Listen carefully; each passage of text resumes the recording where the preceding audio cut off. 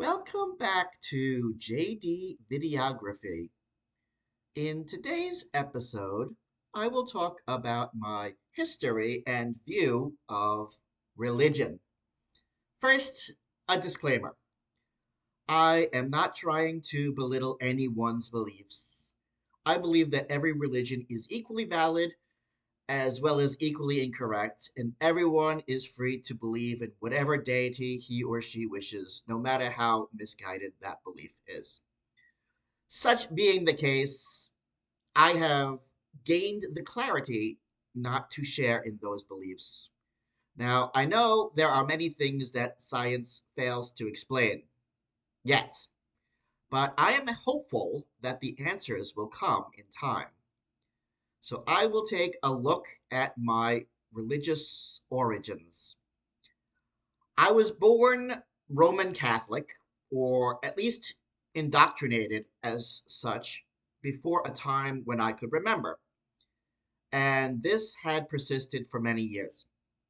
Both of my parents identified as Roman Catholic. I remember early in my life going to church services fairly frequently, and by frequently, I mean at least 3 times a year. As I got a bit older, maybe by the time I was 7 or 8, church service attendance fell to once or twice a year and mostly just for Easter. As a family, we would wear our best clothes for the service. And of course, I was too young to understand what was going on and just went with the motions. When people pulled out the needle bars and knelt, I knelt too. And when people clasped their hands in prayer, I clasped my hands too. But I didn't actively pray. I didn't know what I would pray for. So I just followed along. Now, having been indoctrinated at such a young age and with no way to know otherwise, I just accepted everything as fact that I was told about God and the Bible and the ancient stories of Jesus and the disciples and all that jazz. I'm not so sure if anyone else in my family actually believed any of it either. My father, always devoted to the sciences, never brought up religion in our household. My mother, a spiritual person who believed in lots of otherworldly things, didn't seem to connect with it either until much later in her life. The same can be said of my brothers.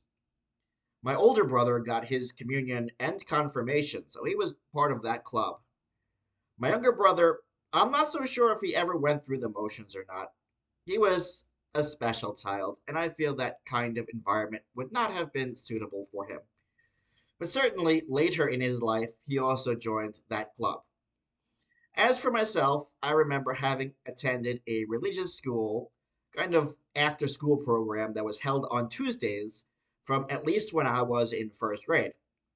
But I always hated attending it as it interfered with my TV watching time, and I never understood why I had to learn about it when it never really had a significant impact in my life.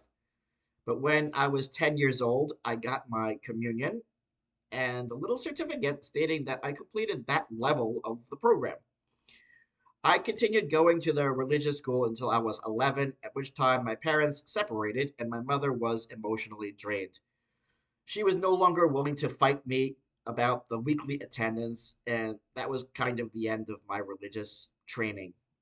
I never received my confirmation. In addition, that was also the end of attending any kind of church services, except, of course, for weddings and other family events. Now, whether or not I believed in God was debatable. I have always been a spiritual person, and I believe that all living things are more than just a computer code of neural connections and chemical configurations. Certainly, there is something that binds us to this particular world and dimension in this particular form that constitutes the usness of being. That is, the self, as distinct from the object of being.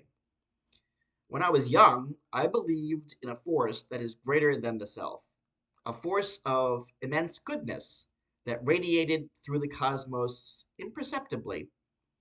Some might call that force God, and I suppose at that time I was naive enough to share that distinction.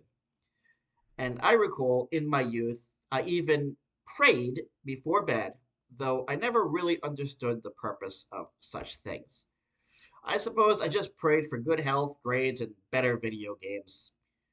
And this persisted right up until college, at which time everything in my life changed. I had already made a video about how college affected me, but my faith was shaken. I began to suspect that everything I believed was wrong, but I still clung tenaciously to the overarching belief in a force of goodness that pervaded the universe, and I held on to that belief for many years. After the disaster that was my college years, my faith was reinvigorated when I met Natasha and felt that the force of goodness in the universe would guide me to a happy future. However, that was short lived. After the financial crisis in the late 2000s that cost me my job and subsequently my relationship with Natasha, I once again began to have doubts about a force of goodness in the universe. But then I moved to China and met Yui, who was the force of goodness in my life. I felt that as long as she was in my life, it confirmed my belief in the force of goodness and drove me to follow her to Japan so that I could be led to a happy future. But the unthinkable happened there. My company abandoned me and refused to sign me for another year. A series of terrible events led me to once again question the force of goodness. My computer broke, no companies had hired me, and the expiration date of my visa was fastly approaching. I knew at that moment that I needed a miracle, an acknowledgement in the force of goodness that I so desperately clung to in my time of greatest need. And I committed the most unspeakable act. I prayed. I prayed deeply to God to grant me the miracle I so desperately needed so that I could remain with the woman I loved and have a happy future.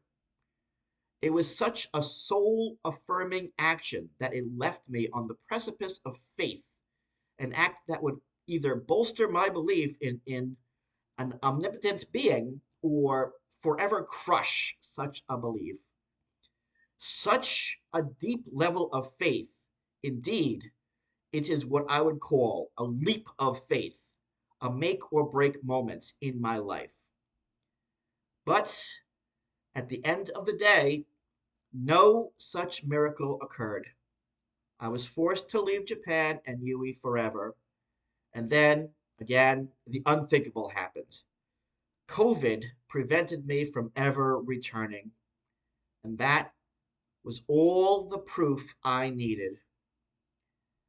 It was at that moment that I learned that God did not exist. And that had been my belief ever since. After all, how could there be a force of good in the universe when tragedy struck in my life, one after another? There was no salvation. And that is the belief I had held onto ever since. So, what do I believe in? Well, I am still a spiritual person and hold a certain kinship with all living beings that we share in this energy of being, a pool of self that at any moment I could find myself in the physical form of any of those other beings. As such, reincarnation is a strong part of my belief. After all, it was a proposal of Einstein's that matter could not be created or destroyed, but merely changed from one form to another.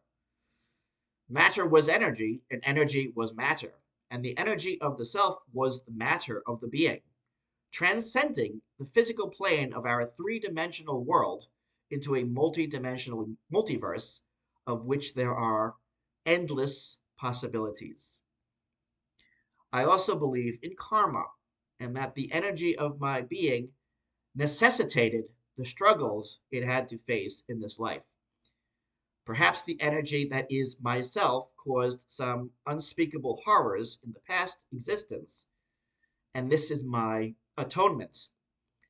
It must certainly be the case, for I can see no other reason why I must struggle with all the pain of my existence, while everyone around me that I know has discovered the pleasures of their own existences. And this leads me to a new belief, not so much a religious belief as a medical physical one. Perhaps I am the only person who really exists in this world. And I know that I do exist, but I can't be certain that anyone else does. And all the people who briefly come into my life are just the guides that lead me to my ordeals so that I can continue to experience all the horrors of my reality. And their existences are instantly snuffed out when they are no longer needed. This would explain a lot in my life. So it is the belief that I'm holding on to for now. But I still want to believe that Yui is real and that she is not merely the phantom body of everyone else that has come into my life. I want to believe in her existence as I believe in my own. But that is really all I can say about the matter. If this video has inspired you or in any other way caused a reaction, feel free to give it a like, share, and subscribe, or consider donating to my Patreon. And as surely as the faith in my being, I look forward to sharing with you again next time.